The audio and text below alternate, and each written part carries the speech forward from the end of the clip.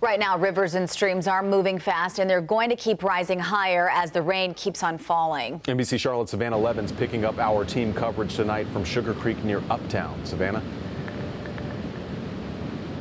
Fred, this is what can happen when we get this kind of consistent rain. This is a Little Sugar Creek Greenway in Uptown right now. This is normally a pathway. It's river rapids right now, and I've covered a lot of storms, and I know well enough to know that this is the kind of water pressure that could easily sweep us up, sweep up a full-grown adult. So this is exactly why you want to stay away from these flood-prone areas, especially after hearing Brad's broadcast there saying that this is not going to let up going into tomorrow. This is just certainly something that you want to avoid. Again, this is a Little Sugar Creek Greenway right now. Normally you'd be able to walk or bike down this, which is now a fast moving river here.